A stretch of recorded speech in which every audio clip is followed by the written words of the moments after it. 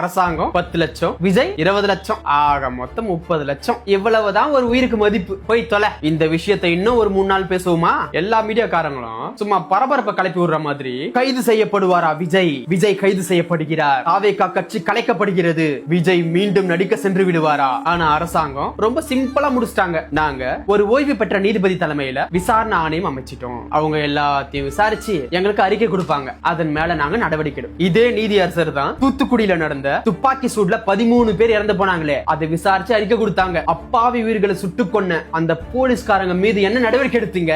என்ன தண்டனை கொடுத்தீங்க? அதே போலதான் இதுலயும் நடக்க போகுது. ஏன்னா செத்து போனவங்க விஜய் குடும்பத்தை சேர்ந்தவங்களும் இல்ல, முதலமைச்சர் குடும்பத்தை சேர்ந்தவங்களும் இல்ல, அப்பாவி ஏழை மக்கள் வேடிக்கை பார்க்க வந்த கூட்டம். விஜய்க்கு இவரை பார்க்கறதுக்கு லட்சக்கணக்கான கூட்டம் வருது. இவங்க ஜஸ்ட் ஒரு 41 பேரு. அரசாங்கத்துக்கு 8 கோடி தமிழர்கள்ல இவங்க ஜஸ்ட் ஒரு 41 பேரு. ஆனா உன்னையே நம்பிட்டு இருக்கிற உன் குடும்பத்துக்கு நீ ஒருத்தன் தான் எல்லாமே, நீ ஒருத்தி தான் எல்லாமே. தமிழர் மிக அறிவார்ந்த சமூகம், தமிழ்நாடு மிக முன்னேறிய மாநிலம். ஆனா ஒரு நடிகனை பார்க்க, ஒரு அரசியல்வாதியை பார்க்க இவ்வளவு கூட்டம். எவ்வளவு நேரமானாலும் பரவாயில்ல, எவ்வளவு வெயில் இருந்தாலும் பரவாயில்ல, சாப்பாடு தண்ணி இல்லைனாலும் பரவாயில்ல, எவ்வளவு பெரிய கூட்டமா இருந்தாலும் பரவாயில்ல, நான் கர்ப்பமா இருந்தா கூட பரவாயில்ல, எனக்கு கை குழந்தை இருந்தா கூட பரவாயில்ல, எனக்கு வயசாயிடுச்சுன்னா நடக்க முடியாது, சுகர் பிபி எது இருந்தாலும் பரவாயில்ல, நான் அண்ணனை பார்க்கணும், விஜயை பார்க்கணும், உயிரே போனாலும் பரவாயில்ல. நியூஸ்ல பார்த்தங்க, தாவேகா தொண்டர் ஒருத்தர் கை குழந்தைய தூக்கி வச்சுக்கிட்டு தன் மனைவியோட விஜய்க்காக நாங்க உயிரியே கொடுப்போம்னு சொல்றாரு. சொல்றது ஈஸி தாங்க.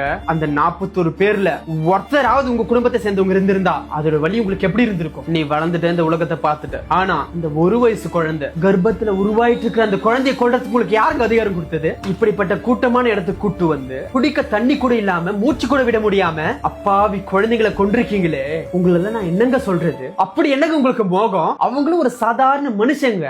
நீயும் நானும் டிக்கெட் வாங்கி அவங்களுடைய படத்தை பார்த்ததுனால இன்னைக்கு அவங்க உச்சத்துல இருக்காங்க. அடுத்த 14 தலைமுறைக்கு அவங்க உட்கார்ந்து சாப்பிடலாம். ஆனா நம்ம நிலைமை அப்படியா? ஒரு 14 நாள் வீட்டுல உட்கார முடியுமா உங்களால?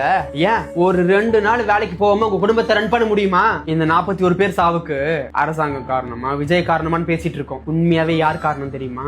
நாம தான் காரணம். குடும்பம், வேலை, படிப்பு இதெல்லாம் விட்டுட்டு கொடிய கழுத்துல சுத்திக்கிட்டு இந்த நடிகர்கள் பின்னாடியும் அரசியல்வாதிகள் பின்னாடியும் ஓடிட்டு இருக்கீங்களே, வெக்கமா இல்ல உங்களுக்கு எல்லாம்? ஒன்னே ஒண்ணு சொல்றேன் கேட்டுக்கோ. உன் தலைவனுக்காக நீ உயிரை கொடுத்தா மேக்சிமம் 30 லட்சம். அது கூட உனக்கு இல்ல, உன் குடும்பத்துக்கு. ஒரு வேளை நீ தப்பி பொழைச்சி ஐசியூல இருந்தா உனக்கு 2 லட்சம். இல்ல உனக்கு கை கால் உடஞ்சிச்சு, கழுத்து உடஞ்சிச்சு, இடுப்பு உடஞ்சிச்சுன்னா உனக்கு 50,000. இவ்வளவுதான் உங்க மதிப்பு. தெரிஞ்சுக்கோங்கடா.